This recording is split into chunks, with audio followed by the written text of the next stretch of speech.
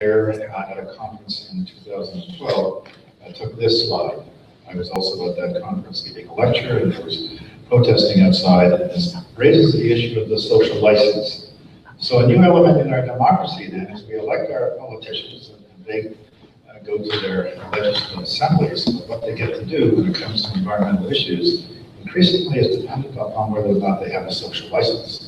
So the reason why we have bans in Eastern Canada is not that governments don't want to move forward with the shale gas development, it's a lack of social license.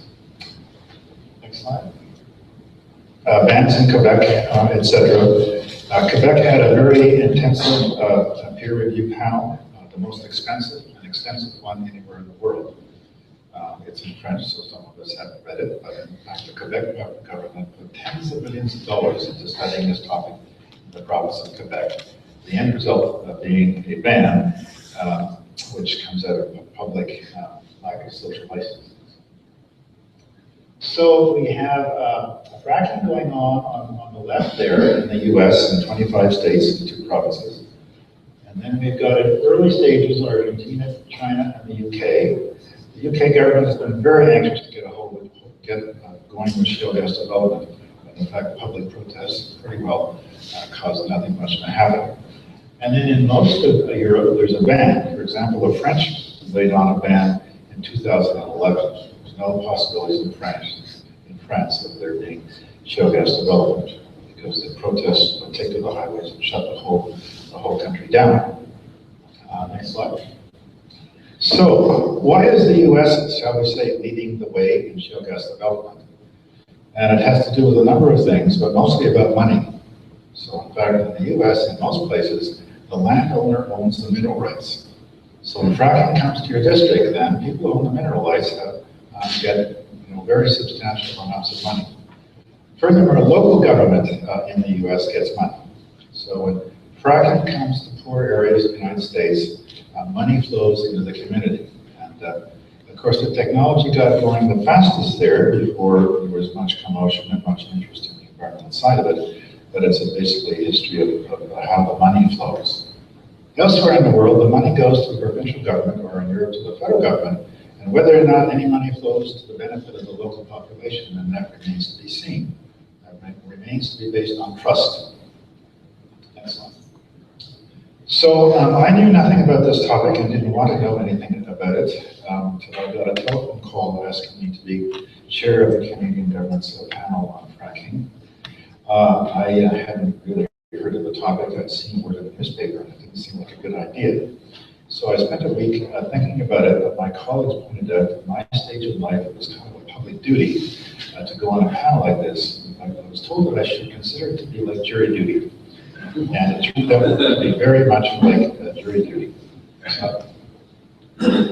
Now, unfortunately, the panel that I was chair of, that reported in May 2014, wasn't the first. We were near the end of a long line of panels, first in Britain and Australia and Germany, New Brunswick, etc. So we had lots of other panel reports to read. And that was a big advantage because we could look at the opinions of those panels and then we could move forward with a bit of new scientific information that was produced more recently. Excellent.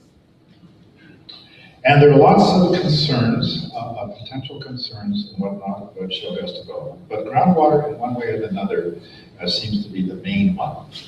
People are worried about groundwater contamination. What will it do to their wells? And as I got to starting to read on the topic, because I was forced to, being chair of the panel, I realized that I was going to have to do some reading myself, because in fact, almost all the other panel members were like me. They knew absolutely nothing about the topic. I'll get to this a little bit later on, but you may think that expert panels are composed of experts. But when a panel is composed on a very new topic, a topic that we haven't done research on, then we're not experts. So I don't consider myself to be an expert on this topic. And that's a major part of the issue. When you have a topic which is of concern to society, and when your scientific community has very few experts, then you know you're in trouble. Next slide.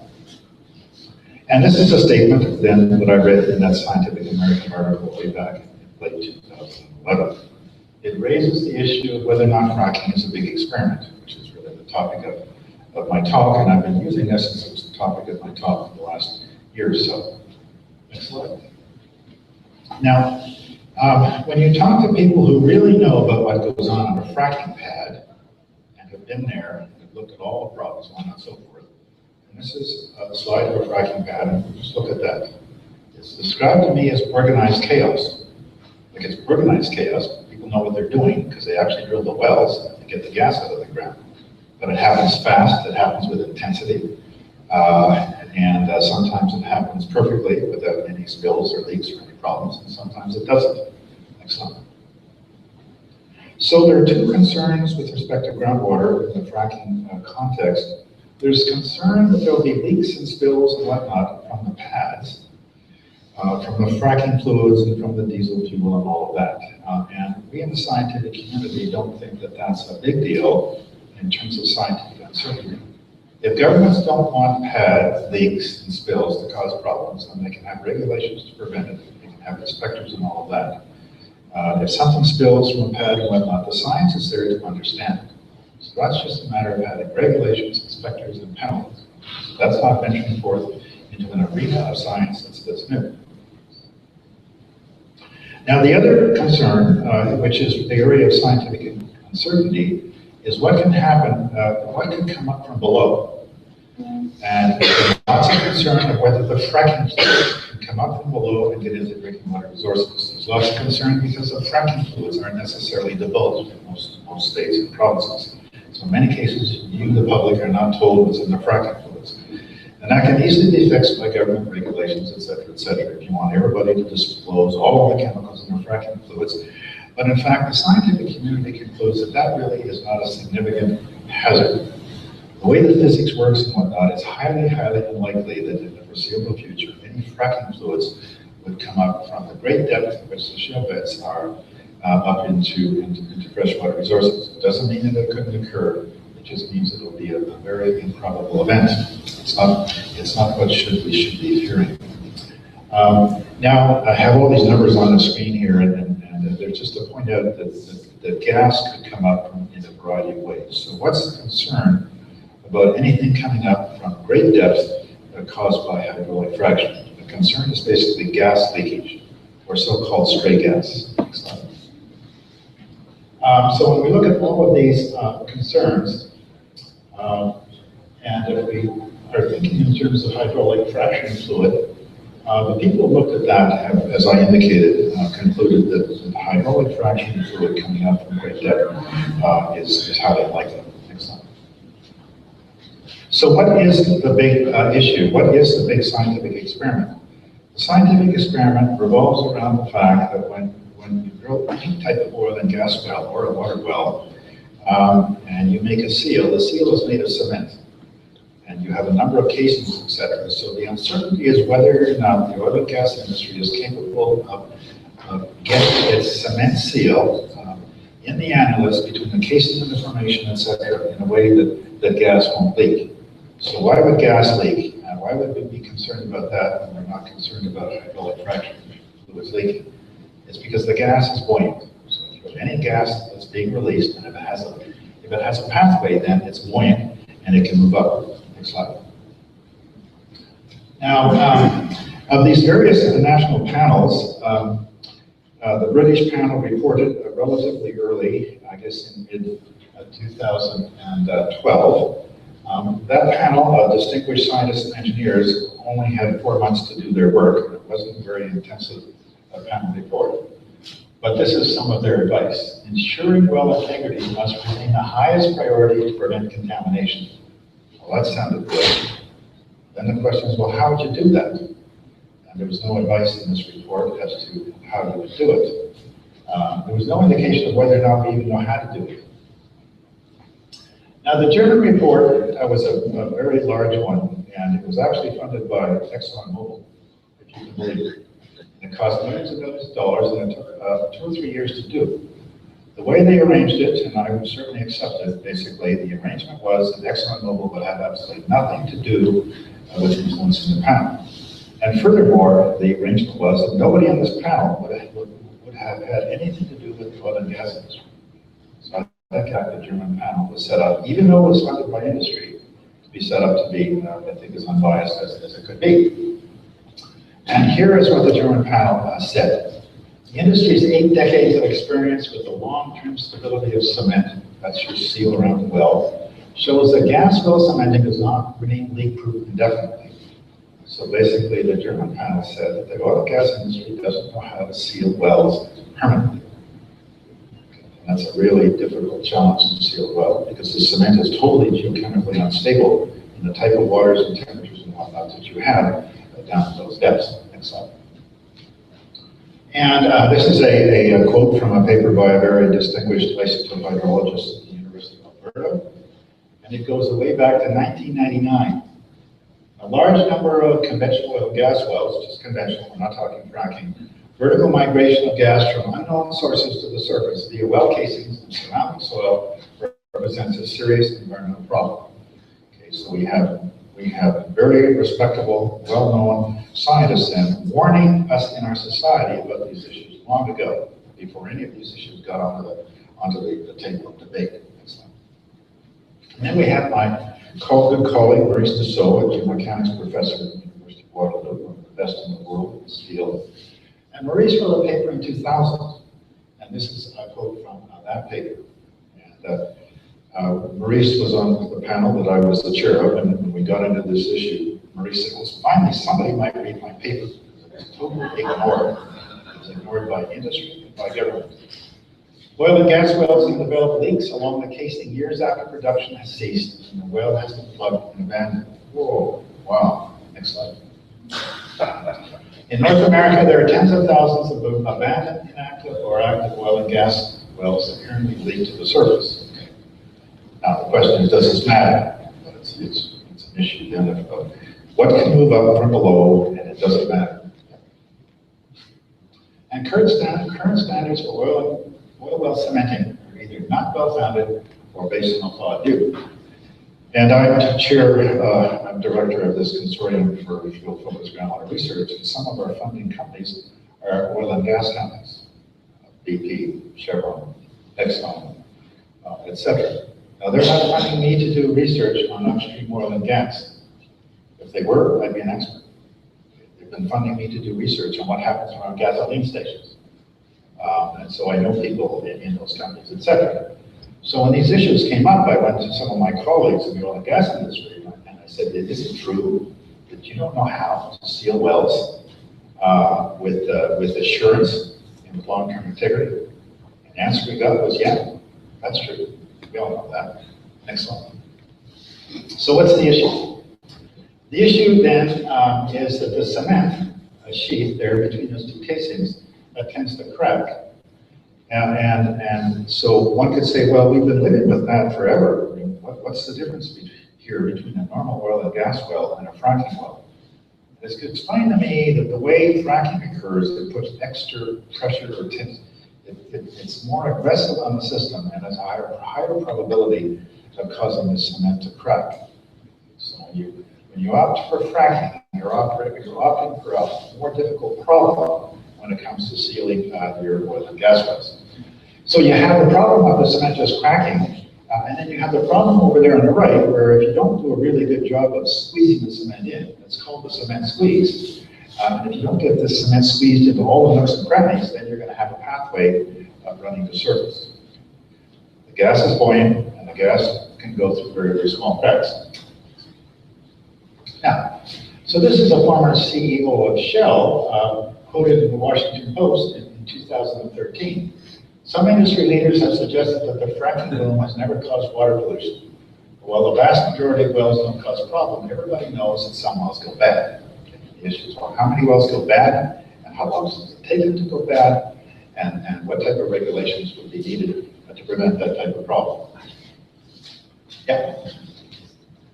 Now, one of the most knowledgeable people in Canada on this topic is Dr. Richard Jackson, who was not on the panel, but he was a consultant hired to help give us advice. And he became extremely knowledgeable on this topic because he's a very good contaminant hydrogeologist, but also he spent a year or two studying the topic before our panel got going. And Catherine O'Brien from the University of Calgary co-authored a paper with Dick where they surveyed all the literature to find out what the evidence was for impacts on groundwater. And this is Dick's quote: "Creating a good cement seal is one of the most difficult engineering endeavors that I know of." In fact, nobody debates this statement with Dick when he makes it. Now, when you drill down and you're going towards your shale bed there at the bottom, you're drilling through many different beds.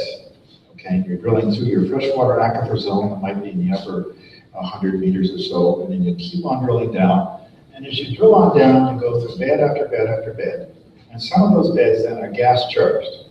So generally in petroliferous basins, where you have shale gas at depth, you've got all sorts of other geological formations that are permeable, that are charged with gas. So they're all being punctured on the way down. Next slide.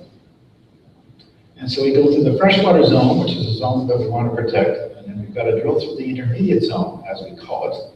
And then eventually we get to the deep zone, and then we have to drill out in the deep zone through the shale bed, and we have to shatter it everywhere, basically. If you want to get the resources out, you have to shatter it everywhere. Now, when it comes to scientific knowledge, and that's what this talk is all about then, we hydrogeologists are pretty confident that we can understand things reasonably well in the freshwater zone. The oil and gas industry geologists and petroleum engineers understand things fairly well in the deep zone because that's where they get their gas out. And they're good at that because it's worth money and they learned how to do that. The problem is the scientific community knows almost nothing about how things function in the intermediate zone. So that's a no person's land of scientific endeavor. The oil and gas industry doesn't fund research on it, governments don't fund research on it because it's viewed as being having been developed. Next slide. So the issue here then is that we're drilling down, we puncture a whole bunch of beds, and then if we haven't sealed against all of those beds, then the gas will come out of the church with the gas-rich bed. And if there's leakage along the casing, then it'll move upward and just continue upward, either to go out at surface, or if it doesn't escape at surface, move out into the freshwater resources. And before Quebec banned fracking, there were about 30 shale gas wells drilled in the province of Quebec. This was about 10 to 15 years ago, and they were drilled with recently modern technology. And all those wells are found to leak. And some people would say, yeah, they were found to leak, but some of them weren't leaking very much. The groundwater people would say, if they're leaking at all, then that's a big deal. Because the leakage of the gas has to come up. And if it doesn't get all the way to the surface, and you only see a little bit, it means that some of it could be leaking out into freshwater resources. So the information that we have on what shale gas development does to groundwater comes almost exclusively from sampling domestic wells. And domestic well, in our jargon, and it can be a farm well or a household well or whatever. Okay, so the oil and gas companies along with government have spent lots and lots of money going out sampling tens of thousands of domestic wells across the US and in some other areas. And we hydrogeologists don't view that as a very useful way of finding out what's going on. And typically then, when there's a problem with the domestic wells, the oil and gas companies then basically sign a financial deal with the landowner. And from there on, the information is basically not public. And none of that is in the public record. So we have no idea how many non-disclosure agreements have been signed with people who have had a well problem, where the oil and gas companies have granted that it is a problem that could be caused by them, and therefore it's off limits for information. And my big complaint, and I guess we'll get to it in a moment here, is that governments haven't, and industry hasn't spent any money whatsoever putting in normal monitoring devices to see what's going on in freshwater aquifers in shale development areas. Next slide. Now, the science is immature, which is really, I guess, the theme of this talk, and scientific debates rage in the literature. They rage in the literature between very respectable scientific groups. And I'm not taking side. These are all respectable people, and they're all acknowledged for knowing what they're doing, and they publish in international journals. So let's look at this quote. Overall, our data suggests that some homeowners living within a kilometer from gas wells have drinking water contaminated with stray gas. This is produced by the Duke Group, and we see them at meetings and whatnot. And they go out to the Marcellus Shale in Pennsylvania, and they go around knocking on doors and take samples. And then they spend thousands of dollars analyzing each sample with the fanciest machines in the world. Their conclusion then is, statistically speaking, they see what they think is a very strong correlation between fracking and a propensity for methane gas to be occurring in wells. That's different from the issue of whether or not the methane gas is harming people or causing the wells to be shut down. We're just looking here at this stray gas issue. And so the issue here then, this is my scenario for that type of story, and that some of the gas comes out of a thin gas zone. You know, it can be a relatively shallow depth that's been punctured, and it moves up along the leaky well casing, and it moves out somehow to the freshwater zone, creating a plume. So in this scenario, we would have plumes of methane somehow radiating out and covering relatively large areas. And if I were to show this slide as a group of hydrogeologists, a big debate would rage as to whether or not this would be physically feasible or not. And some of my colleagues would say, I don't believe in all that dispersion you've got. I believe it'll be like a needle in a haystack, and you'd never find it and whatnot. But this type of diagram fits what the Duke are finding. None of this being conclusive in any way at all. Next slide. So every time the Duke group publishes another paper saying the same thing with more data, that they see a correlation between methane gas and where you have fracking. Some other group publishes another paper saying that their data is inconclusive. And either they go into the same area in Pennsylvania, but not sample the same wells. Nobody knows which wells are being sampled for that SEC. Or they're in some other area like Texas or Oklahoma. So this is a scientific debate that if you go on to sample homeowner wells, will never be settled. Next slide. Now, in that part of the world where shale gas has come, or where it wants to come, and people have wells, then the obvious question is, how close to a homeowner well can you have a fracking pad? In the province of British Columbia and the province of Alberta have decided that distance should be, next slide, 200 meters. So that's the official Canadian distance in Western Canada that you can have a fracking pad near a well. And this distance then is a convenient distance that has absolutely nothing to do with science. Obviously somebody thought that 20 meters would be too close. They probably thought that 2,000 meters would be too far. And so they have some number in between. There's no scientific equation or calculation you can make whatsoever to come up with any number that relates to this. So it's arbitrary, no science involved. Now, there's a term that I'll use here called assimilation capacity. And just because a contaminant or a foreign chemical leaks into our environment, that doesn't mean we're done in. If it was, we wouldn't have septic systems and we wouldn't have rivers that are okay one. In fact, every city and town in Canada has an outflow, has sewage going into rivers. So we depend on assimilation capacity to protect us from air pollution and to protect us from water pollution. So the question arises then, what type of assimilation capacity, how much assimilation capacity do we have in our groundwater resources for methane? Next slide. And for the odd person in this audience, you might be interested in these equations, but all this is saying is that when methane leaks out into an aquifer, the methane itself is likely going to get attenuated. It's going to get consumed by bacteria, etc. So your methane is gone. You say, oh, that's great. We're going to lose the methane. Methane's the problem. The problem is the methane unleashes other geochemical reactions and can change your water quality. It might make your water smell. It might cause reactions to occur to release metals, etc. And we know almost nothing about how this functions in the shale gas context. So all of these national panels agree that some research needs to be done. And the German panel was very specific on it, and I'll get back to them here near the end of this talk. And shale gas really is the big scientific uncertainty. The uncertainties revolve around how do you properly seal a well, and if you seal it, will it degrade over time? The uncertainties relate to how much gas can leak through a well that's imperfectly sealed in a certain way. The uncertainties relate to how will the gas actually travel upwards and spread out, etc. So there's almost no questions that we can answer here scientifically by way of calculations on this issue. And even the issue of how does the gas travel? Is it going to travel as a bunch of bubbles? Is it going to travel as a stream of gas and kind of burp at the surface? What type of openings can the gas travel through? And if we have thousands and thousands of wells leaking, and how much leakage would it take to be an issue, both in the aquifers and with respect to climate change?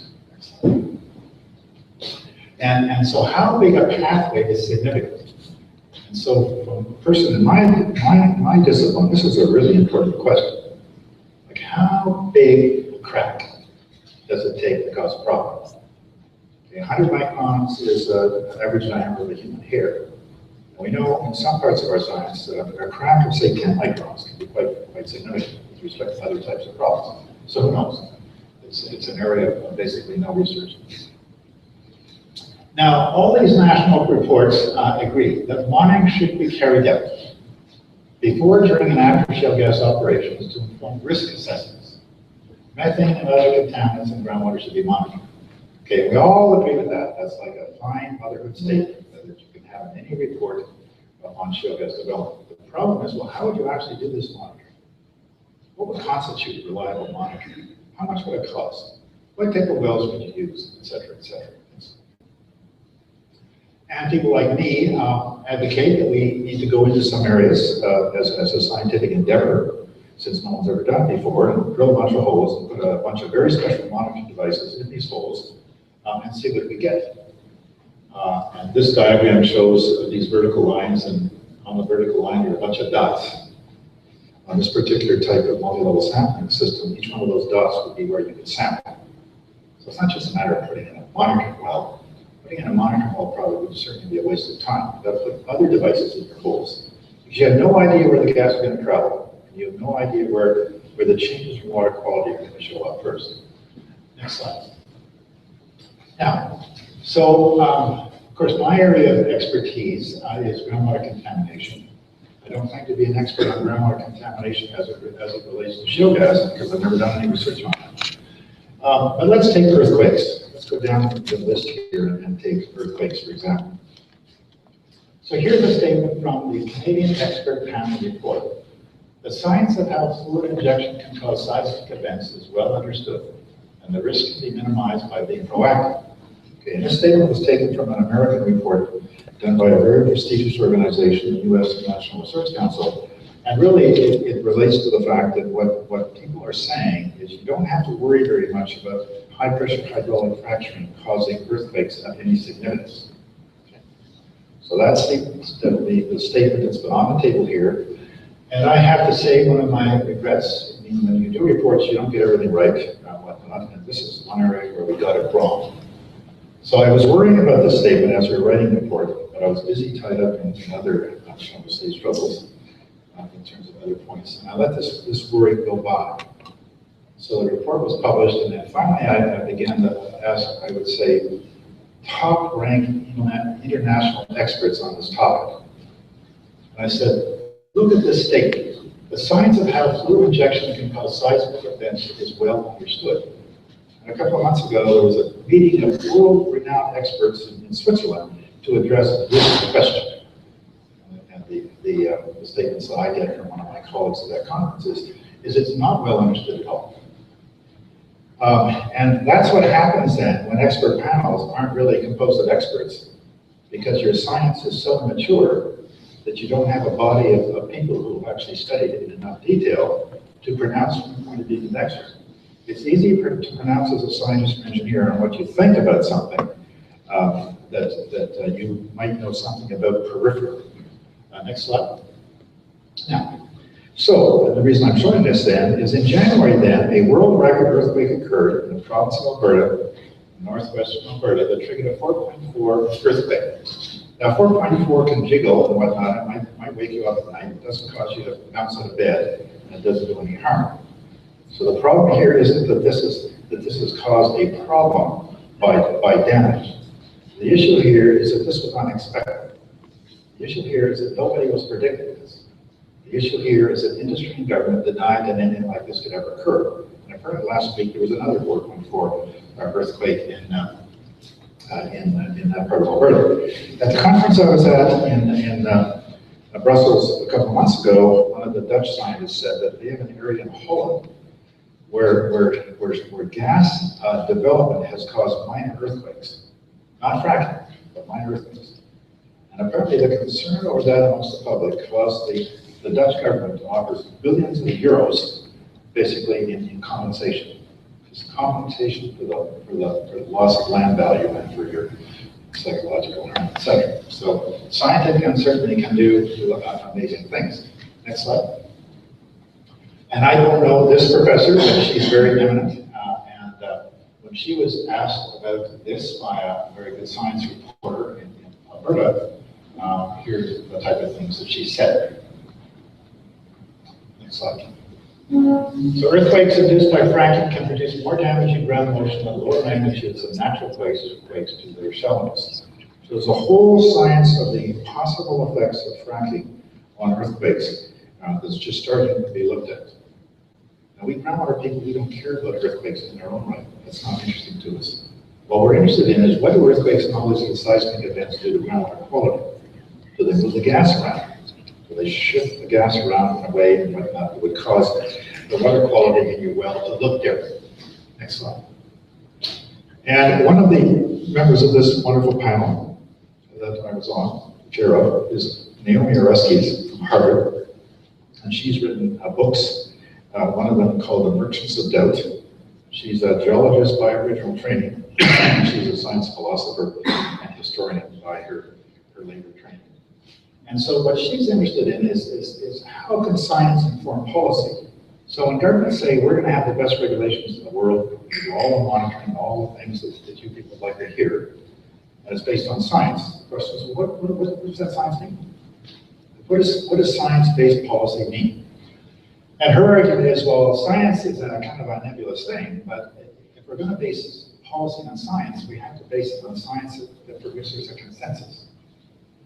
So in fact, that the Duke group is arguing with a group in Texas about whether or not fracking causes methane within a kilometer of a well, that's just a big debate. There's no reason to try and choose between those arguments. We're going to have lots more research to arrive at a census, and then we can have policy based on it. So in my journey into the whole fracking thing, and I found out as chair of this panel, I was going to actually have to do some work. Normally in a panel, you sit back and let everybody else do the work, and then as chair, you kind of sign the document and take a lot of credit. But I couldn't do that because I realized, people didn't know very much, and I was going to have to do my own reading. And that was a very painful experience. Because much of what you read is propaganda, junk science, dishonorable nonsense, et cetera, et cetera. That's almost all of what you read. Dishonorable nonsense is scientific stuff purporting to be science, published in trade journals and so forth, that's not peer reviewed. So you pick it up and you read it and say, oh man, what nonsense. How did this ever get published? Okay, and that's dishonorable nonsense. Honorable nonsense is when you pick up a peer-reviewed paper and you realize that the author got it wrong. And there have been one or two papers published on that in terms of how long it takes fracking fluids to move up from a mile down on up to surface. And when I picked up one of those papers in 2013, and I looked at it, I said, oh, this author's going to run into lots of bad trouble on reviews. Okay, and it turns out that was kind of honorable nonsense. And I say honorable is because it was published in the peer-reviewed literature. The peer-reviewed literature, you put yourself out there, people can read it all over the world, and if they found that you've done your equations wrong and you're not really doing good science, they write in a rebuttal. And then it appears in the next journal, and everybody around the world finds out what an idiot you are. I've had that occur, not to the point of idiocy, but I've had it occur in terms of my equations being a little bit wrong, etc. But that's honorable. Now, as we move down this list here, there's unreproducible science. Okay, unreproducible science is this debate between the Duke group and the Texas group. They all go out to wells in the Marcellus Shale, and they knock on the doors, and they take a sample, they take it back to the lab, and they do their analysis, and they plot it up. Okay, but nobody can go back to the same wells that the Duke group samples, because that's secret. Don't let you sample your wells if it's going to be public information. So in fact, that's unreproducible science. The science is not worth doing anymore. People like Kathy Ryan and myself and our colleagues, we're arguing that don't waste any more money on that. Put in proper monitoring wells. Do science that's transparent and that's reproducible. Okay, and then there's immature science. So you can do the best science that you can be doing, and it can be honorable and whatnot and so forth. But if it's early science, then it's bound to be debatable. If the topic is important and your science is early, then it's going to take, it's very, very rare that as a scientist you actually convince people. And then eventually, after a number of scientists are working in the field, And you can have a debate, you end up with mature science. Next slide. So the science on nearly all shale gas issues is immature. There's not enough of it. You can't get enough people in a room that know anything to have a reasonable debate to arrive at consensus. And nearly all questions are being widely debated in the scientific community. Next slide.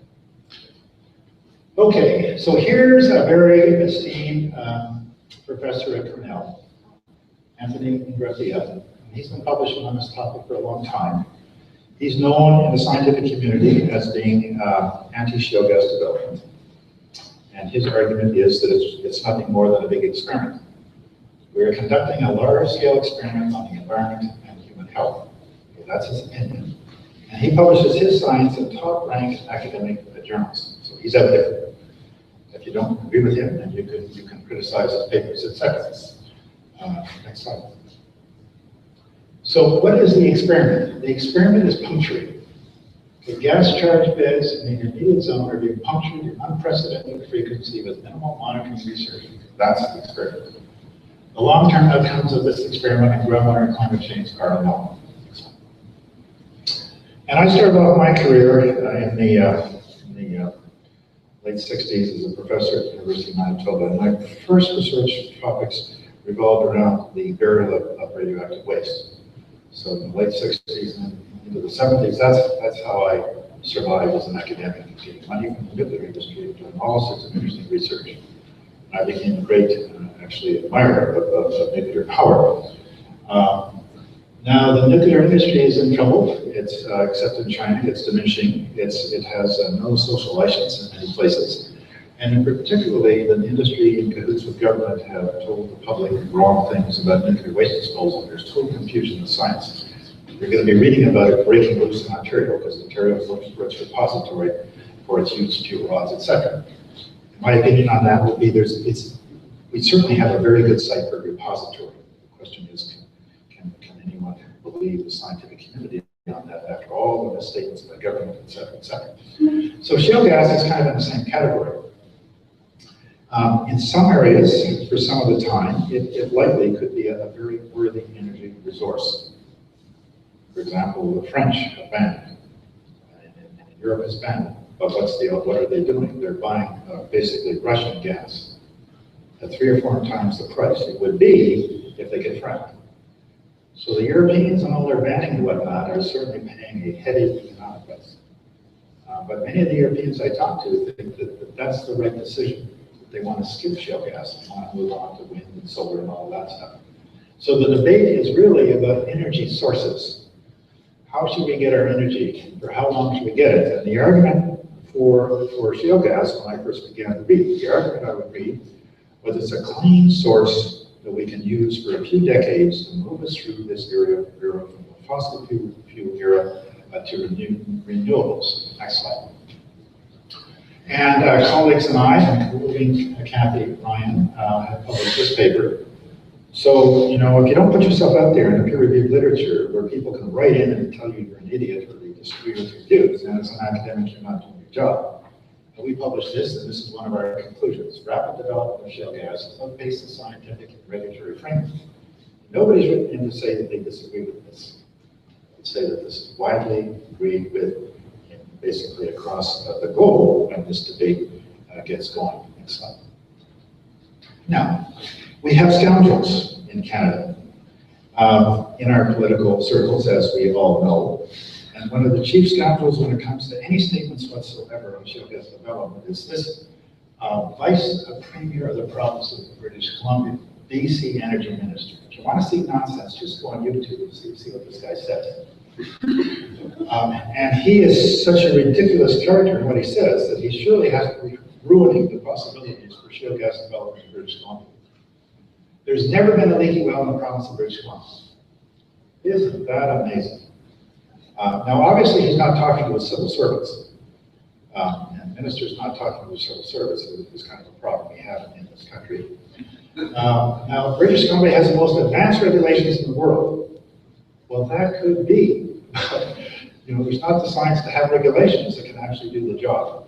So this great Canadian claim that we hear coming out of BC and Alberta that we have the best regulations in the world means nothing.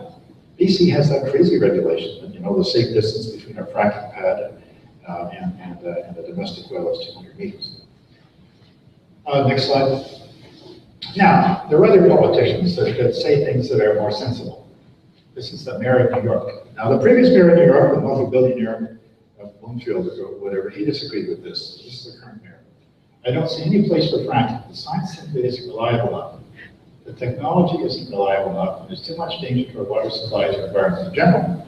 You say, well, this guy's really kind of maybe reading the science well.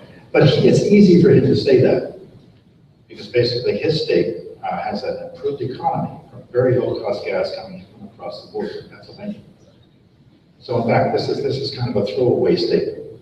If you really meant this, then in fact you would ban the importation of Pennsylvania shale into New York's state, etc. So I guess my point here is that it's an energy policy that's so important in all of us.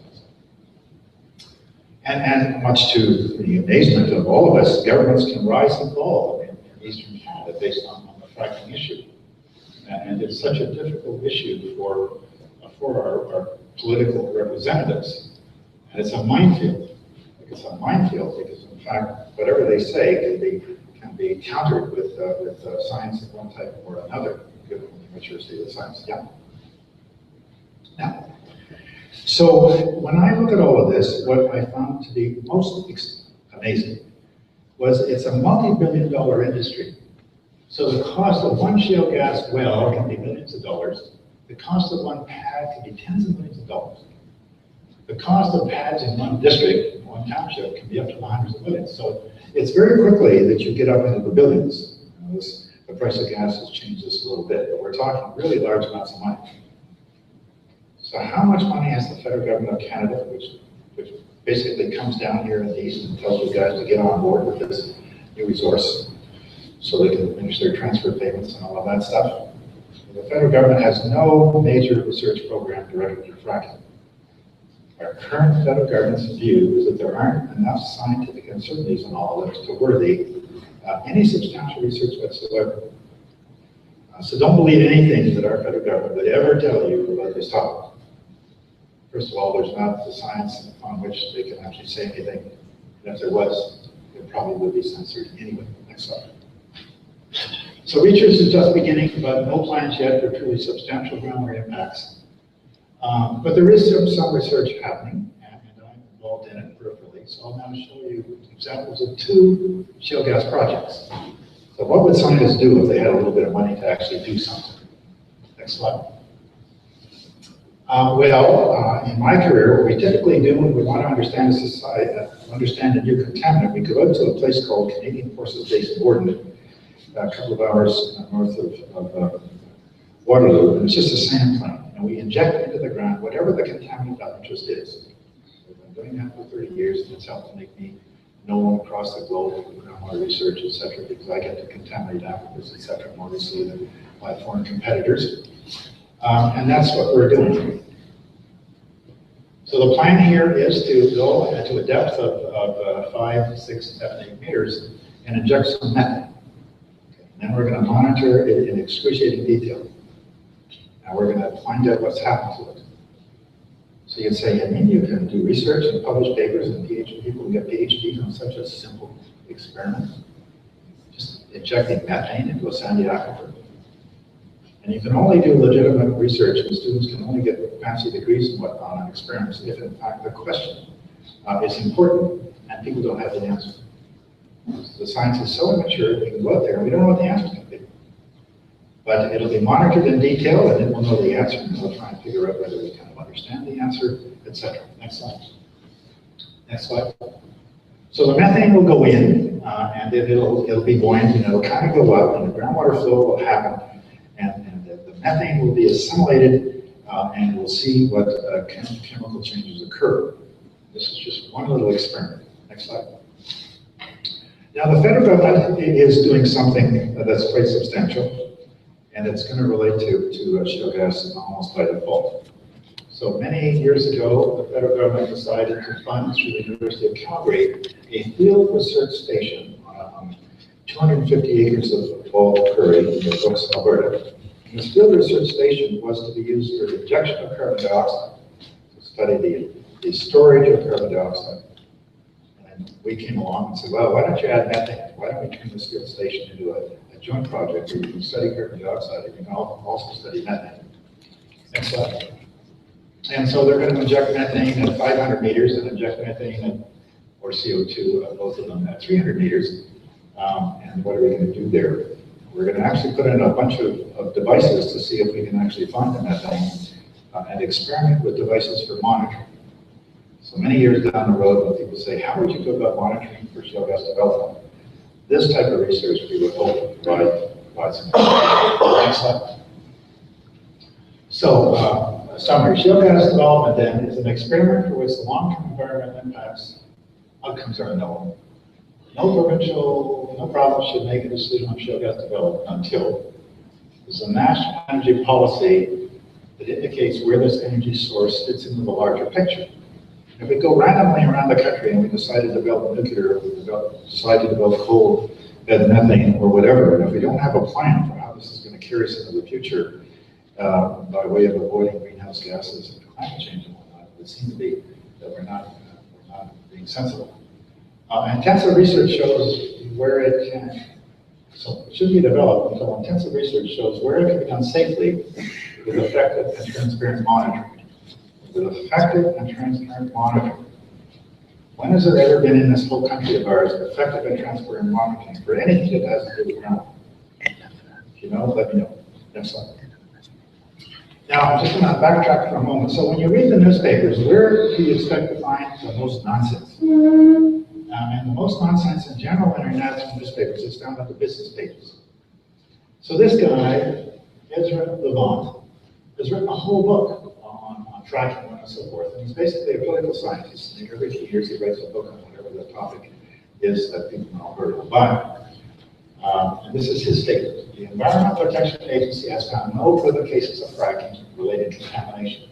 Exactly zero, not a single one anywhere. My response to this, well, there's never been a monitoring at a fracking pad that would allow you to detect what's going on. So this is the issue. You can make whatever statements you want, and there's not enough information to base it on, and this is the way it goes. Next slide. And here, more locally, you're heading towards fracking regulations. And then what has kind of interrupted the flow here is last week, the United States Environmental Protection Agency released a study that found no evidence that fracking leads to widespread systematic impacts on drinking water resources. Well, that's true. So what did the US EPA do? They went around getting all the information that they could get on the sampling of domestic wells. Now they couldn't get information on all those wells where people in fact can't divulge what's going on because they basically paid. Did the US EPA put in any water monitoring devices? Did they actually go out and actually do the type of research we recommended in our CCA report? Absolutely zero. And that's why this report in the scientific community wasn't really waited for. It came on, and what did it produce? It produced statements in the business, next slide. So it produced statements in the business pages, for example, C, fracking can be done safely because we have the US EPA report. And then if you want to read the Tyee or some other newspaper, the Huffington Post and whatnot, you'll see the opposite quote. The US EPA says that there hasn't been enough monitoring for shale gas development to know what's going on. Next slide. Okay, so we did not find evidence that these mechanisms have led to widespread systematic impacts on groundwater resources. That's true. They didn't see the evidence. Another statement, water quality data needed to compare pre- and post-cycle fracking conditions are not consistently collected or readily available. In fact, there have been no science-based pre-fracking and post-fracking studies done anywhere, as far as we know, that will be anywhere respectable. And then there's this statement that philosophers of science and others give us: the absence of evidence is not evidence of absence. We tend to miss the significance of this. It's critical to everything we're talking about here. Next slide. So, just a little comment on expert panels. Do expert panels do more harm than good? And I'm not sure.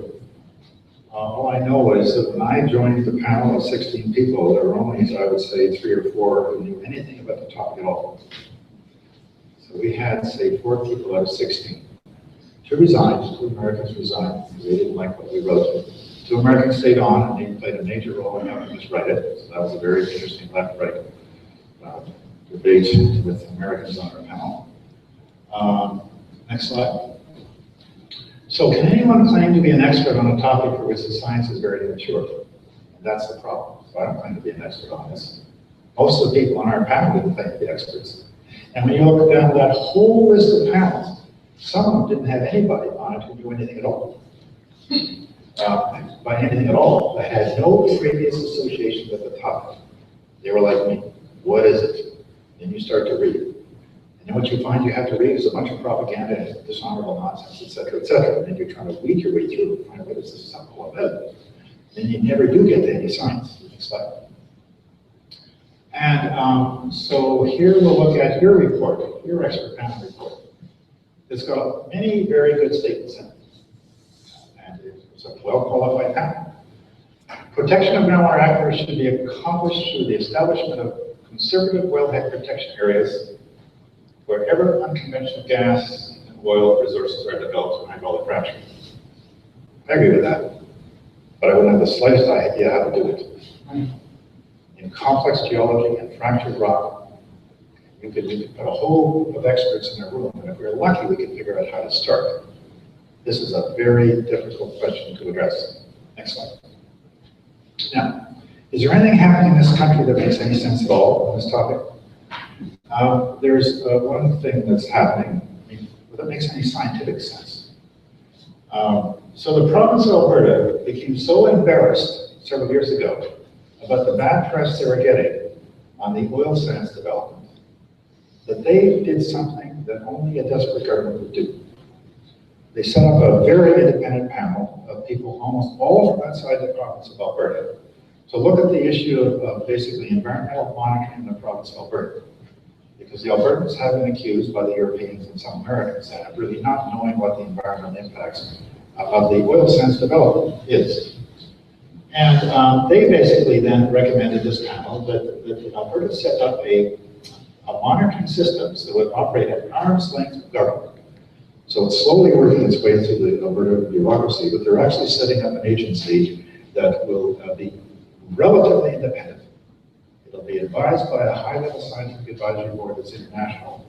And they'll have a mandate to monitor the environment in Alberta with full transparency. Now it's taking them a while, okay? That was in June 2011. They've got their organization set up, and they've appointed their board of directors and all of that. So they're headed in that direction. And for governments to be able to claim then on any of these major environmental issues that what the population are being told about the science of environmental monitoring, I think is going to have to come from organizations like this that are relatively, they're funded by the taxpayer, but the money comes from basically industry because that's where you're collecting your taxes, etc. So who cares where the money is coming from? It has to be done. Next slide. Now, what else is happening on this continent?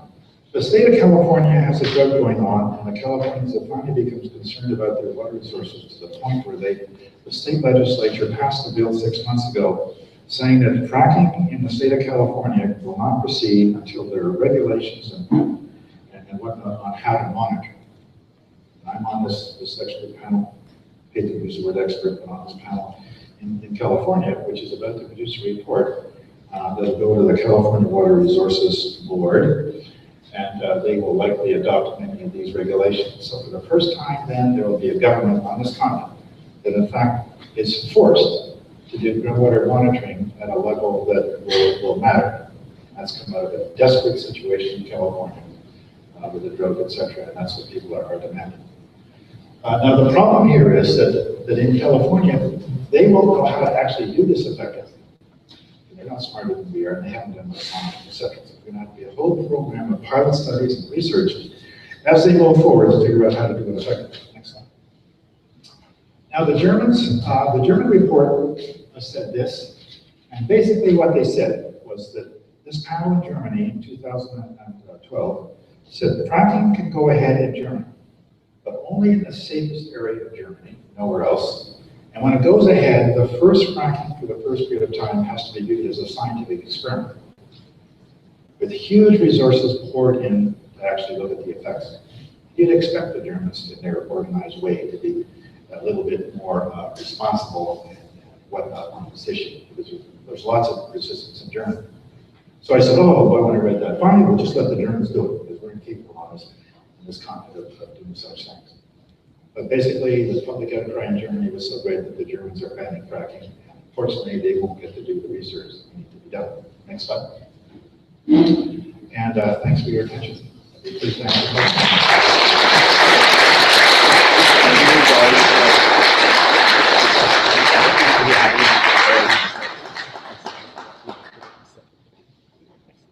Now, you guys have been you were all very patient getting since we started 24 minutes late. So I should, I'm going to invite John to come here to the podium because he was very naughty and didn't stay in front of the camera. This has been live streamed. It took us forever to get going. And so those of you who are watching on live stream, welcome wherever you are. Quick technical question. Do you have access to email questions or tech questions that are coming in? Yeah, so you've written some down or yeah, so you can tweet questions using the hashtag NSFracking. Also, I think it's just going on the screen now. You can also email them in to my email, which is liv.bochenek@gmail.com. It's way too fast. Nobody's going to hear that, but it's up there. It's all on screen. Oh, awesome. Okay, perfect. There Yeah. we go. So questions that want to come from people watching.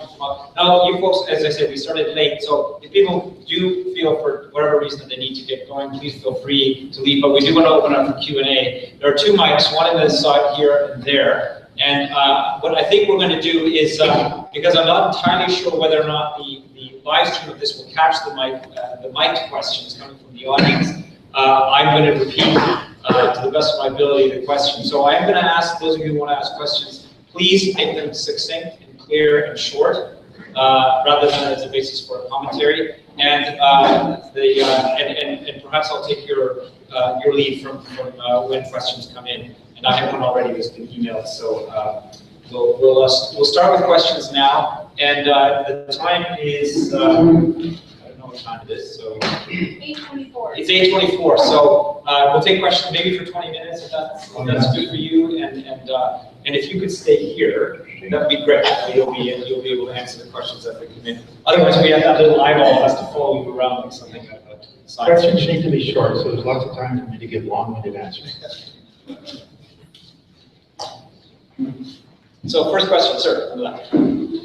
Do you want an introduction as well? If you want it, if you're Sure. free to say your name, please do so. Sure. My name is Ray Ritzy, and I'm the CEO of the Maritimes Energy Association, which is a local nonprofit organization that gives support to the goods and services companies that provide support to the energy industry in Nova Scotia and New Brunswick. My background, though, is, for many in this room would know me more as a developer of natural gas distribution in the province and the founding president of Heritage Gas, the local gas distribution company. And as well, I was part of the panel in Nova Scotia on hydraulic fracturing, the work that was carried out last year and concluded at the end of August.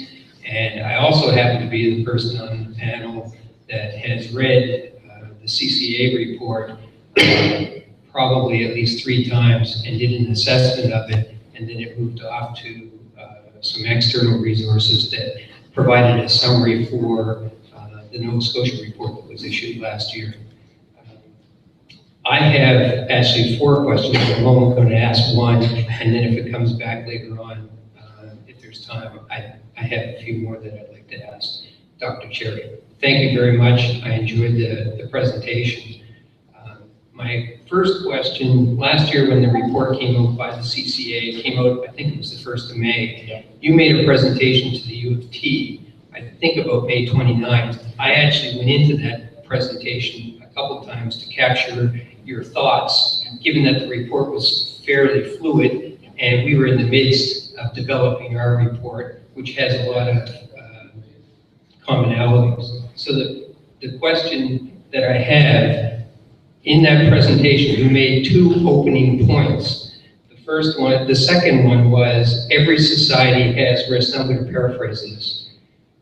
You advocated the gathering of information, monitoring, and establishing feedback loops with research as industry moves forward. One of the principles of the report was go slow, but move forward. My sense now is, given the comments that was in the paper here and also on the Rick Howe show, have you changed, my question is, have you changed your thought process with respect to more definitive statements around not proceeding, given where we are at the state of development in Canada, primarily where hydraulic fracturing continues to exist in Alberta, BC, and Saskatchewan, and everywhere else it's not. So has something changed on that front? That is very, So, for the sake of the audience, okay, so the question from Mr. Ray Ritzy is the phrase "go slow," which was used once in the CCA document in the mitigation chapter, which seemed to be giving a message about go slow, but go slow with science as our guide. Has Dr. Cherry's view on that phrase and the meaning of that phrase, particularly in the Nova Scotian context, changed? Right. Or was it correctly understood in the first place? very insightful, and you're probably the only person that's read the CCA report more than once. I've read it 4 times. And I'm sure the experience is painful because you can almost see the debate between the lines and the logic paths aren't entirely clear, et cetera, but it's a good report for its time. And I might also mention that I was battling censorship on that report being imposed by the federal government. But that's another issue. That type of censorship interference didn't interfere with the report. It just clouded some issues and took a certain clarity. But anyway, to answer your question, have I changed? And the answer is, have I changed the tone of my lectures and my opinions? And the answer is yes. I've become radicalized. When we finished the CCA report, I thought, well, this panel and all these other panels have indicated that there's lots of scientific uncertainty. It seems reasonable to me then that governments in North America would dive in and pour some real money into research and monitoring.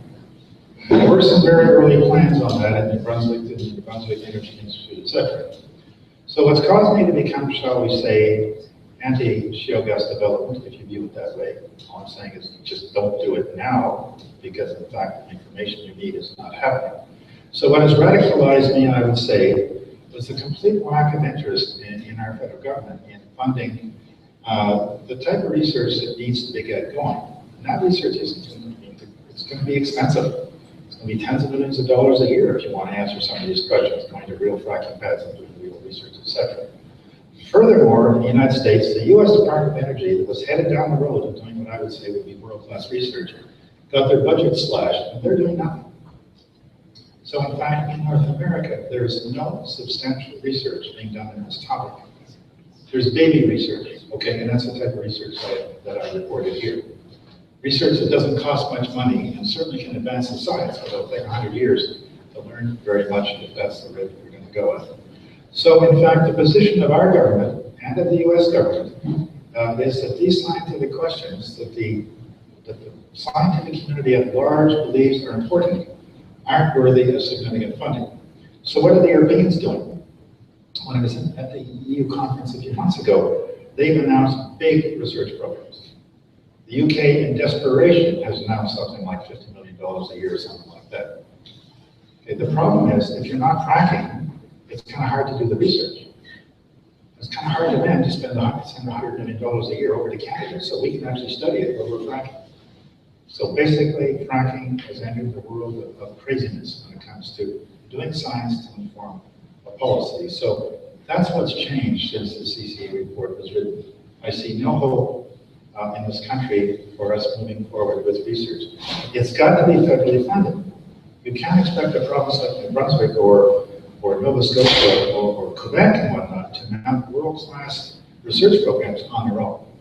It needs to be federally funded and it needs to be cross-country and then for the local parts of the problem that are special because your geology is different, then we can have local related research, etc. So it's really my despondency that has led me to my current position.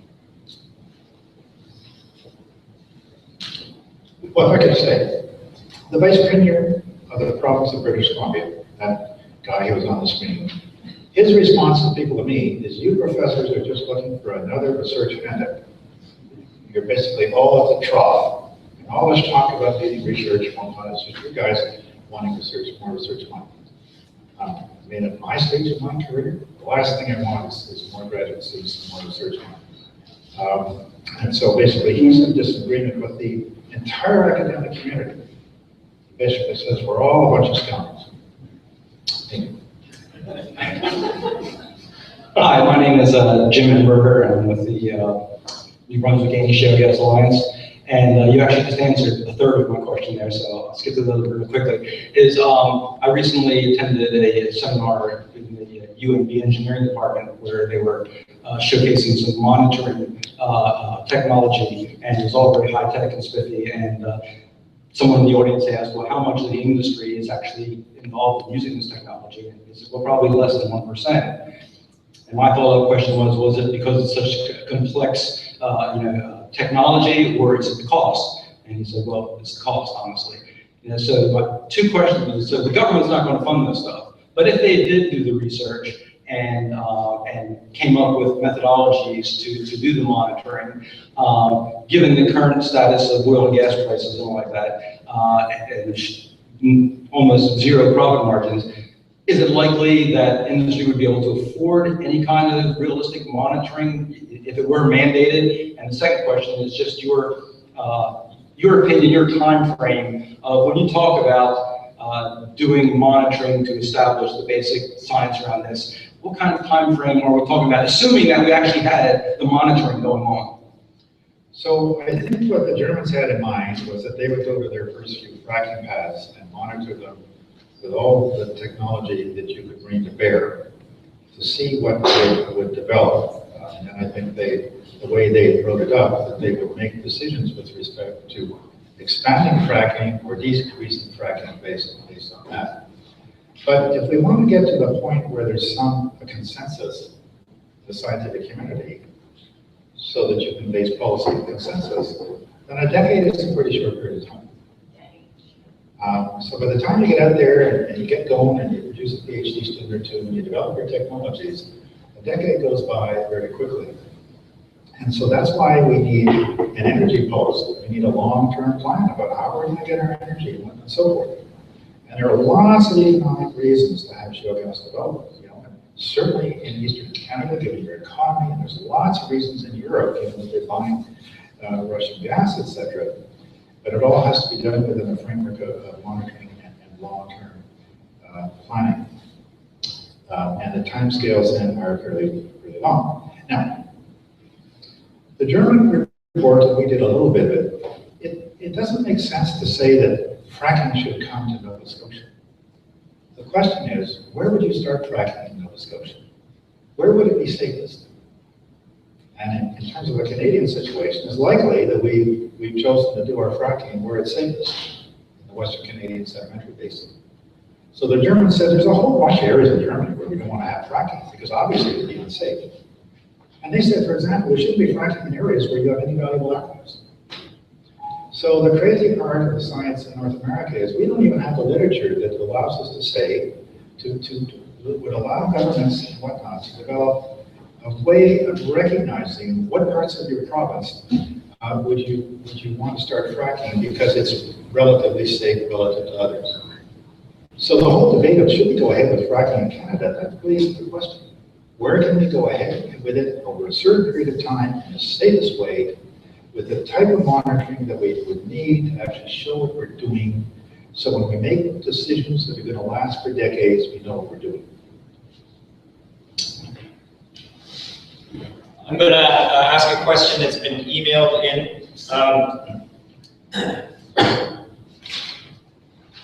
Nova Scotia has banned high-volume hydraulic fracturing, that is for shale gas, but has apparently not not yet banned hydraulic fracturing for coal bed methane. There's a current coal bed methane project in Nova Scotia, which is tapping a coal seam at 650 meters. That is to say, significantly closer to the surface than most hydraulic fracturing, which is a typical depth for coal beds in Nova Scotia generally. How much of what you have described about the uncertainties of fracking for shale gas would also apply to fracking for coal bed methane? Do you have any other comments on the risk of hydraulic fracturing for coal bed methane? And I think I'm going to also invite Dr. Kathy Ryan, if she has anything to say to that, who's an expert also in coal bed methane. So I don't claim to be an expert on shale gas development, but I do claim to be informed in terms of doing some reading and talking to people in the world that know stuff. So in that sense, I feel like we get talks like this and enter into the debate. With respect to coal bed methane, I haven't followed that. I've just heard it in passing. But I will make a little comment. So the state of California that is doing fracking, but they're not doing it horizontally. In California, only about 1 or 2% of the wells are actually horizontally fracked. So they don't actually call it fracking because they don't want to confuse it with what's going on elsewhere. They call it well stimulation technologies. So the California government tells the California Water Resource Board to put in regulations and make sure that what's going on is going to be monitored. They're talking about WSTs, okay, and those are vertical holes going down where they do fracking from a vertical hole or other types of advanced stimulations. And in fact, almost all of it's occurring at depths less than 2,500 feet, so less than 700 or 800 meters. Okay, so that has analogies, I think, to coal bed methane and to coal bed methane. It has to occur relatively shallow. And I guess a person like me would say, well, I don't know much about that, but if it's going to happen, it needs to happen with proper monitoring.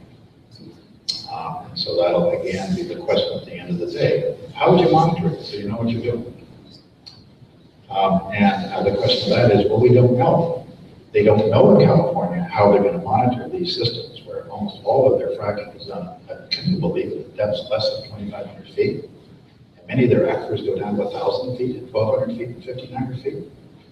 So that's the crisis that California has, that they're now trying to at least get some science and monitoring on the table. Kathy, do you have? So you're nodding. Okay, next question from the audience. Peter Lund, hydrogeologist consultant, and I understand shallow groundwater, so the question I've always asked, if you're drilling down to these great depths, I'm always considering, if the shallow groundwater wells are becoming contaminated, then obviously it has something to do with the well. And the question I've always had is, the well drilled straight vertically? And I don't really know the answer to that. And the second question I have that I've been reading as well, they always talk about like 7% of the wells fail in the first year.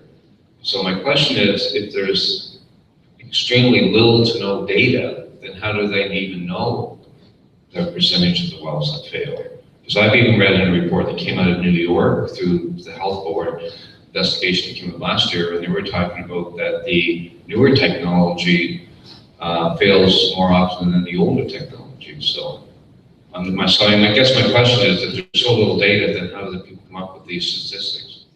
Yeah, and I can't say that I've looked at a lot of data and whatnot, but my position as a groundwater person is that the monitoring of whether or not a well leaks or not would err on the basis of underestimating.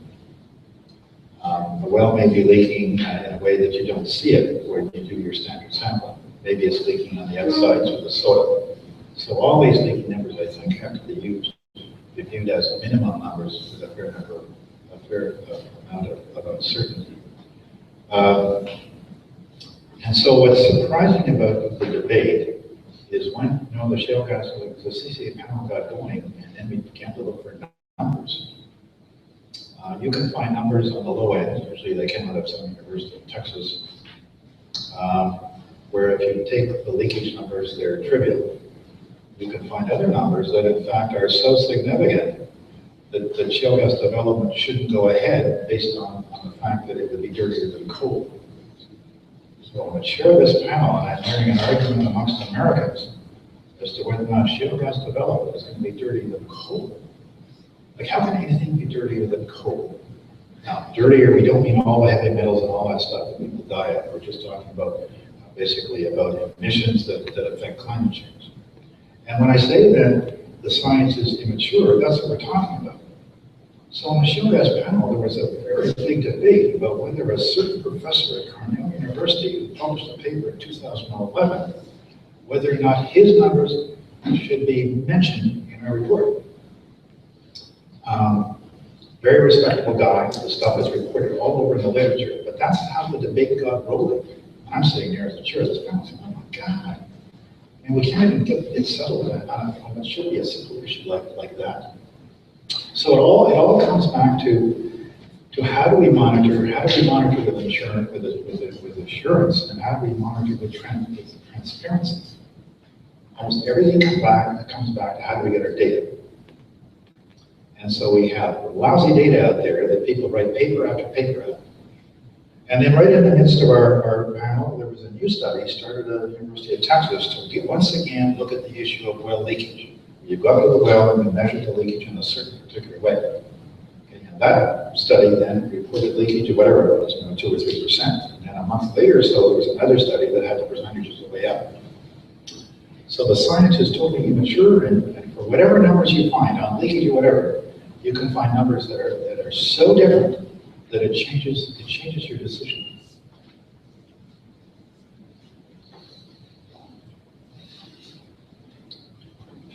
Hi, John. Tom Duck from Dalhousie University, and I'm an atmospheric scientist here.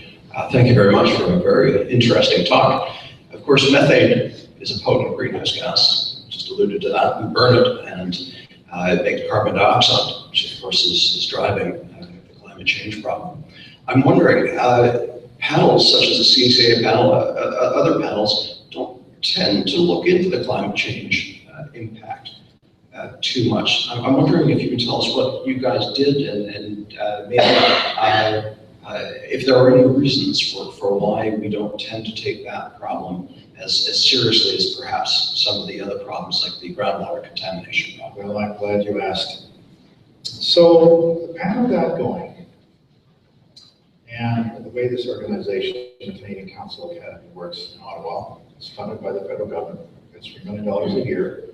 Its job is to find a topic brought to it by the federal government, appoint a panel of experts, produce a report. That's what that organization does. But the topics that are brought to it almost all come from the federal government. And they almost all come from a single department.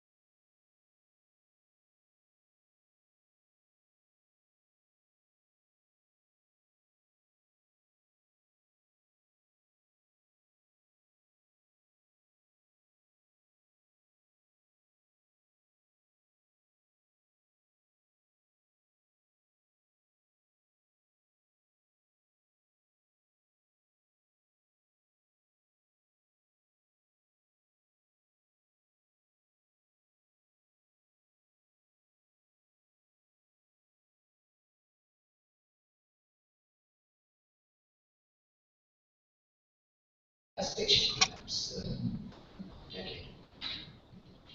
Might there be some experience from those gas station cleanups or even recovering methane from landfills where you're getting progressively smaller and smaller quantities of mass to be removed or recovered?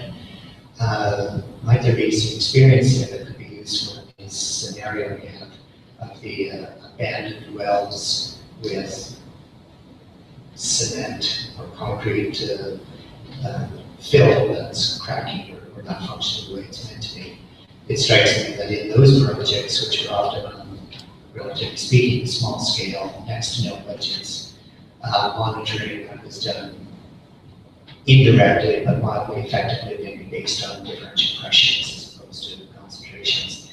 There might be some experience there that could be applied to wells at the end of their life that are quote unquote abandoned, but maybe have some sort of SUV system or something that can be kicked in based on concentrations accumulating in the well or something like that. Well, the transfer of experience is important. And for example, the study of the fate of methane in freshwater aquifers, there's methane in all sorts of things. There's methane coming out of septic systems, there's methane coming out of landfills, etc. So there's a whole literature on the geochemical behavior of methane in freshwater resources. And one of our postdocs is in the process of writing a paper on that. So wherever we can find analogies and transfer experience, that's started. But in fact, the number of people who actually are funded to spend time doing that are minimal. We happen to have a postdoc funded on a certain project and so forth, and so we can put him on to seeing about the transfer of experience. And so there might be all sorts of other transfers of experience that can be brought into this. But if the position of government is that these questions aren't worth answering, not worth answering by putting money in the pot so people in fact can answer them, then in fact there's no any transfer experience. There may not be much experience available in the universities or in the federal government labs. There might be experience that's available through the private sector, science and gas companies. Absolutely. Cleanup sites for decades. Not arguing that the academic community here should be the only player, and I think one of the challenges that government has is to get money into the pot so that industry can be involved and still work out credibility. This whole credibility issue is a big deal. So as an academic now, when you stand up and talk about your research, if you don't declare where you got your money from and whatnot, you can just kind of die in flames. And the Australian National Report had several pages on the challenge that there will be for money to come from industry to academia and other bodies to do research that will be viewed as credible. Because when you lose your social license and whatnot, then the whole credibility issue gets onto the table. So yeah, we need to find out what there is in industry, and a lot of these things need to be collaborative. Dr. Chair, it's me again. The second question, the majority of gas that's being used, natural gas that's being used in eastern Canada and the U.S. Northeast is predominantly fracked and increasingly hydrofracked gas. And that trend, at least at this point, doesn't look like it's going to change given the abundance of gas and also hydraulically fracked oil as well, increasingly in the area. My question is related to public health and methane, particularly methane from a public health perspective. There's been millions of wells now drilled in North America. What does the evidence say, particularly with respect to groundwater contamination of methane over probably 75 years? What is the public health issue? What does the evidence show with respect to methane contamination over that period of time? And is it a public health issue? And I can't claim to reading any of the literature that relates to methane and public health. But let me say that one of the few people on our panel who could claim to be an expert on the impacts of shale gas development within this field was a Dr. Ernie Goldstein from the University of Pittsburgh, who's retired, but one of the most esteemed toxicologists, and he has a medical degree. And in the midst of shortly after we got going on our panel, Bernie brought a paper to the group which he published. It was Shale Gas Development, What's the Rush? And so the chapter in our report on health impacts, which is a very short one, was written by him and a toxicologist from the University of Saskatchewan. And their argument again was that the data are so poor that the public health issue really can't be addressed in the way that it should be addressed, etc. Now, there are lots of studies being published since then, and I don't think the issues around methane and public health. I think the issues are around other types of emissions in terms of whether or not there are correlations with public health problems around fracking paths. But for those of you that would like to see development go in Nova Scotia, and you're watching all this public reaction, unfortunately what you have going against you is basically the American experience. As the Europeans explained to me at this conference, you guys are just a bunch of cowboys over there. You don't have any interest in sustainability, and that's not going to be the European approach. We will lump me and whatnot being cowboys, and that's okay. But so that's why they're going to go very slow, and when they do get fracking going, they're going to pour research money to find out what's going on. Yeah, just throw some points. Yeah. With respect to the last question about the methane, it's a greenhouse gas. And the bad news is the methane is worse than carbon dioxide as a greenhouse gas. But the good news is that methane for the oil company and the gas company is money. And they have to do their best in order to minimize the emission of the methane. So here is the methane is a greenhouse gas, which is worse than carbon dioxide, but also we have to trust the oil and gas companies to do their best in order to recover the emission of methane because it's money. I gather that that's wrong. I gather that in fact the amount of money that it costs to bring your emissions down to a really low level at today's price of gas, that the economic driver for that is not strong. Now, I can't claim that I'm an expert on that, etc., but let me have something I wanted to say on that. Now, let's ask the question: how many fracking companies are there in North America that in fact can show up in your backyard and frack? Because in fact they have the technology. And before the downturn, apparently there were 62. So any one of 62 companies could show up and do hydraulic fracturing in your neighborhood. How many of those 62 companies are going to be in business next year or are in business now? So it's like I liken it to the mining industry 50 years ago. You had little mining companies all over Canada, busy digging, mining, and whatnot and so forth. And what did we, the taxpayers, get left out of that? We got left thousands of tailings ponds across Canada, but we are now paying to look after the legacy. How many big mining companies are there in the world now? There are less than 10. And the people I know of those companies, they know they want to be in business forever. So my colleagues that do mining in Mexico are actually applying the type of standards we have in Canada, because you basically apply international environmental and monitoring standards. Now, the invention of the technology was not done by the Exxons or the Shells of the world. Like most big inventions, it was done by much smaller companies who are willing to take risks.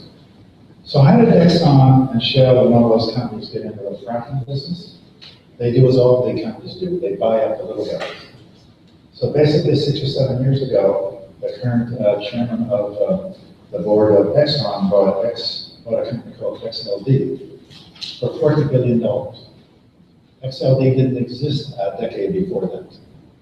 We bought XLD for their technology and for their profits.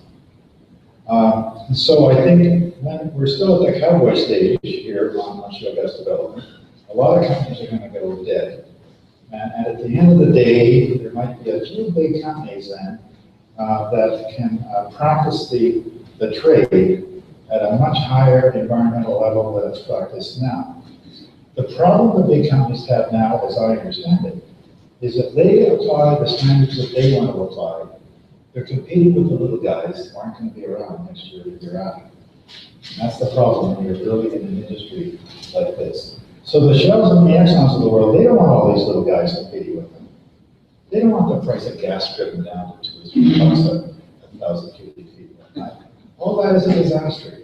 It's a disaster for the industry, it's kind of a disaster for the environment, and it allows kind of no flexibility. Now, these are responses I'm getting now are getting very personal, and we're kind of getting out of my domain, but anyway. Here's a question about Alberta. In Alberta, this is the email. In Alberta, there is a proven risk of contaminants returning to the surface connected to a high number of abandoned oil, gas, and water wells. And there's a question, is there a high number in abandoned wells in Nova Scotia? No. Is there a safe setback from these wells in Alberta? Is there a safe, in quotation marks, setback from these wells in Alberta? I'm not sure if that's a clear question. Kathy, if you want to dive into that. You did a great job. Well, these setback distances, as I indicated, what's safe and what is not safe, and what the word safe means, is debatable. But a safe setback distance is going to be rather specific to the local hydrogeology. In some cases, it will be a kilometer or more. In other cases, maybe it won't be. So how would we ever have regulations then that aren't set in stone, like some silly number like 200 meters? We'd have to have sophistication.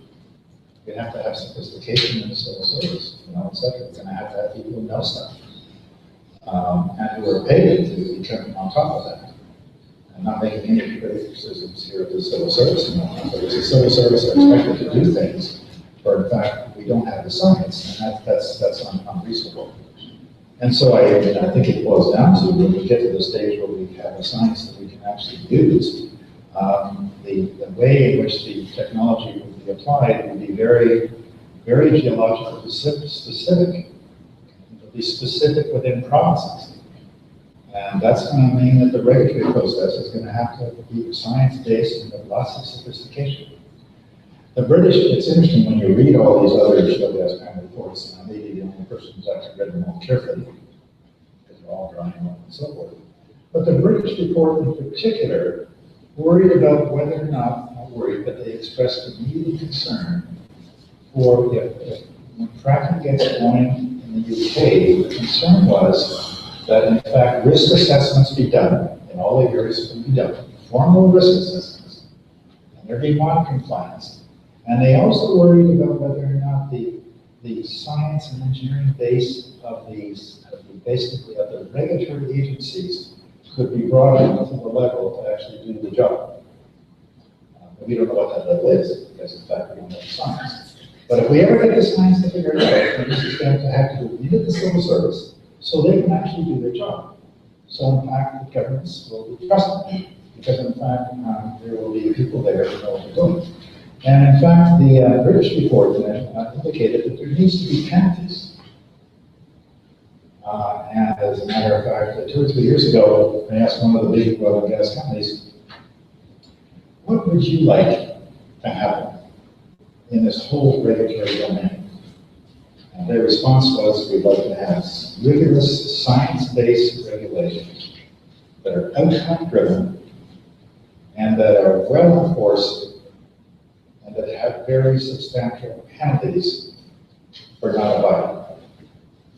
So big international oil and gas company. So why do they want that? Because in fact, that's the world in which they want to compete. They want to be competing with all the little guys who can't operate at that level. And that's the way the mining industry. Interesting, isn't it? The little guys develop the technology and the Wild West breaks out. To get it to the point where we might trust them to not deal with it, we got to get rid of all of those guys in general. So that in fact, the guys with huge financial resources can play in the game. Are you strong enough for one more question? Or? Sure, just one more comment. So as colleagues and I decided that we'd like to do some research on this topic, and then we'd like to go to a real fracking pad. We'd like to drill a bunch of holes, and we'd like to put a bunch of modern instruments in the holes. And at a certain stage, a year or two ago, we thought we had enough money to do that, et cetera, et cetera, et cetera. And we and our colleagues was set forth to find a fracking pad where we'd be allowed to do it. And nobody, no academic or research-based group has been able to find a company that would give permission to do such work on a fracking pad. Because no company wants to be a lead in finding the problem. Except there's a little company in Pennsylvania that said to our collaborators in the US, why not? So this group in the US then has permission to go to a fracking pad that will be built in a year or two. And the little company said, you can do whatever monitoring research you want. Because they're so small that if anything goes wrong, it doesn't matter. And I guess they figured, why not? Yeah. Yeah, sure. Okay, so let's just do two more questions, sir, and then I think Mr. Ritchie, you had one more question in your arsenal quiver. All right. Thank you. Ian Company, I'm a civil engineer, and I had a question about the materials for the casing and the longevity. Because once these wells get abandoned, they have to last forever, I guess. So my concern is during your research, your penance work, were you ever concerned about the longevity of the materials, whether it's the steel, the concrete? Because I know in some of my civil engineering projects, when we think of concrete, it could be anywhere from 50 to 100 years, depending on the quality of the materials, the mix design, etc. So, you know, when these wells get abandoned, they have to last for a very long time in integrity. So that's the elephant at the end of the day in the room. Okay, so what government advocates with industry is that one should do a very good job of sealing the well with cement. We all agree with that. Now we can debate about what a very good job is. Now we can debate about how well you can determine whether you've done a good job or not. But let's say we could do a perfect job of squeezing cement into all these well holes. Cement is geochemically unstable in a salty environment at a higher temperature and all the things going on. So in fact, there's nobody claiming that these cement seals will not all leak in the long haul. And there's a famous graph that I didn't have in my talk that shows Schlumberger did some studies, and it actually shows up in one of the gas lamp movies, which shows a percentage of wells in some area that they studied that leak over 2 or 3 decades. So when I'm concerned about the legacy of the future and what the taxpayers are going to have to pick up, it's the same thing as cables. What are the long-term reactions? What is the long-term outcome? And of course, that needs to be the question that needs to be addressed. Now, so do you have to seal wells with cement? If cement is so, shall we say, unreliable in the long haul, not at all. If you want to pay a lot more money, you don't have to seal your well with cement. If you want to put some safety factors in your well bore and so forth, some special factors that aren't made out of cement, so you've got some safety factors, you can do that. It's all just a matter of money. So the problem with shale gas being too cheap, one of the reasons why it's so cheap is in fact none of those things are demanded. So in the US, they've got to the crazy point where nuclear reactors are being shut down because in fact they can't keep them operating financially at the low price of gas. Now, isn't that crazy? So in fact, as we were writing our shale gas report, we noticed that there was Ontario Hydro, wherever they are now, whatever they're called, they're trying to figure out whether we should build any new nuclear plants in Ontario. And we've made the official decision we're not going to build any new nuclear plants. We're going to repair the old ones, maybe, in fact, with us customers. So the whole pitch on shale gas was, in fact, it was supposed to be a bridge to the future, cleaner than coal, shut down shut down our coal plants. As it turns out, what's being shut down? Nuclear plants. How crazy can we get in our modern society? Final question, Mr. Ritz. Thank you. Just the genesis of this question actually came when I at home tonight. The local MP, Megan Leslie, put a bulletin note, and I actually just read the bulletin before I came over here. There are 4 comments around developing industries, primary and secondary, and basically lots of questions from a federal perspective around these industries that have issues. I'll just leave it at that at a high level. My question for you, Dr. Cherry, is around, I'll call it scientific evidence for other industries. We've spoken a fair bit around the issues associated with the development of hydraulic fracturing technology, recognizing there are hundreds of thousands of wells that have gone on in Western Canada, virtually 0 in Eastern Canada. But there are other industries out there. Are you comfortable that those, and obviously a pro-developer and a pro-industry at the heart of this question, but from a scientific evidence perspective, these other industries, primary and secondary industries, do they have issues in terms of, are you comfortable with the scientific evidence as to where it stands? And you've commented on the nuclear industry, and it's another industry I come from as well, so I understand that. What I'm trying to figure out is, if we stop developing in some places, and you can do it in other places, how does that make sense? Well, If any of it makes sense. But anyway, that's the question. Scientific evidence for other industries, separate from hydraulic fracturing, what is needed? Or are we satisfied with those industries that they can continue to move forward, recognizing there are systemic issues? Which industries do you have in mind, Mr. Ritz? Doesn't matter. Nuclear industries, plastics industries, other development industries, mining industries, just the ones, some of which you commented on here. well, that's a very important question. And so one of the members of our panel is a professor from Sherbrooke. And he's a chemical engineer by training, and his specialty is risk assessment. He spent much of his career in the chemical industry. And his view was that fracking and everything else can be fitted into what is known as a system for safety assessment and assurance. I forget his terminology. And it's worked in the chemical industry and several other industries. It's called, basically, it's responsible care, or whatever the term is.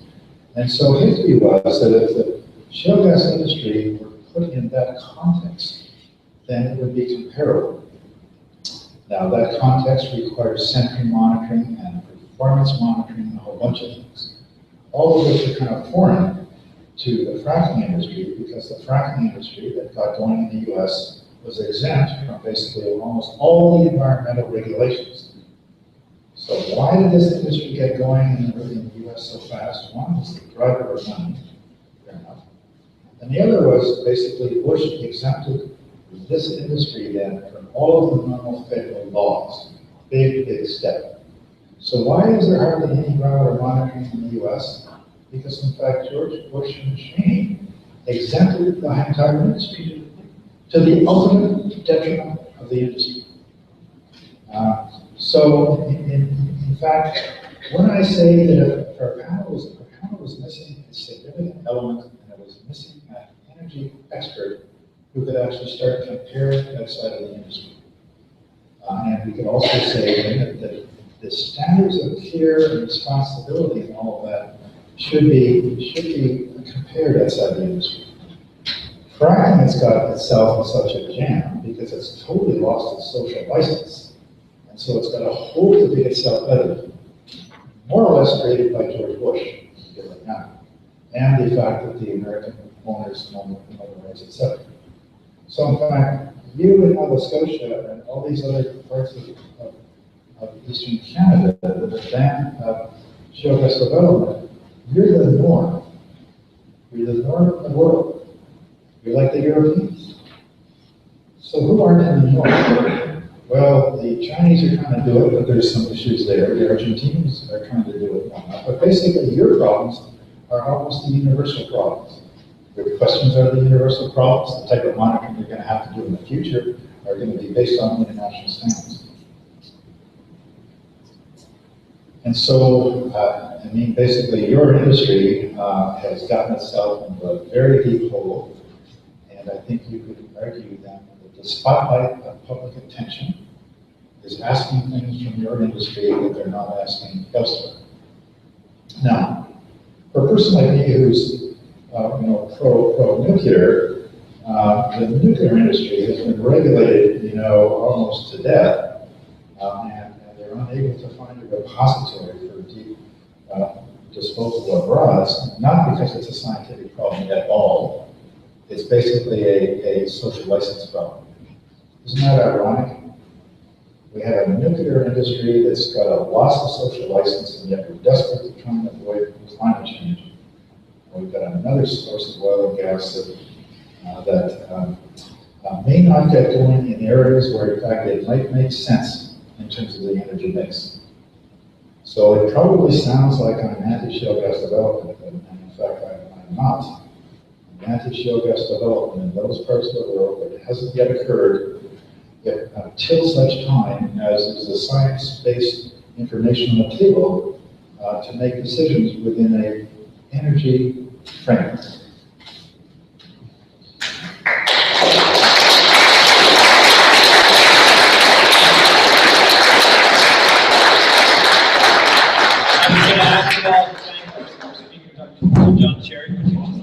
Thank you all for coming out.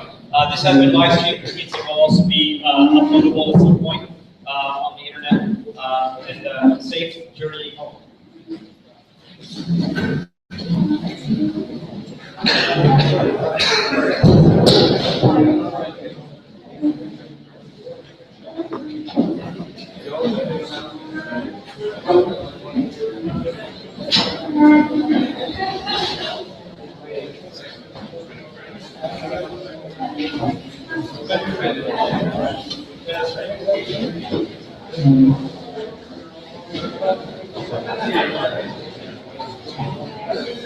Thank you.